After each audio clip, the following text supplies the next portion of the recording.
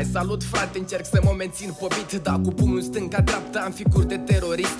O să las să curgă rimele pe foaie. I have in the knife bro, I have in the coaie. Și începe tot cu o simplă privire. Inima se deschide frate, simți că nu-ți mai vii în fire. Și de aici începe totul să fie bine. Ser nedormite așteptând să-ți vii în fire. Stau și mă întreb unde este dragostea noastră. Acum ai observat cât ai putut să fii de proastă. Să mor dacă te înțeleg tot ce vrei să faci acum. Că oricum totul s-a dus dracu și s-a făcut scrum.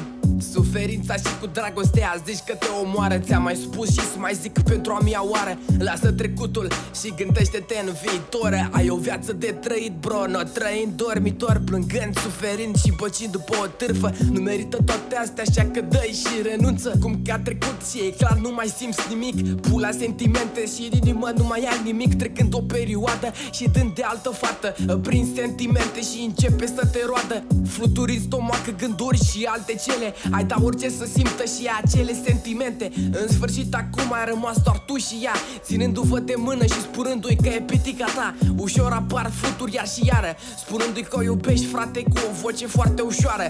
A trecut un timp de vorbit și alte cele. S-a decis într-un final că vor rămâne prieteni vere.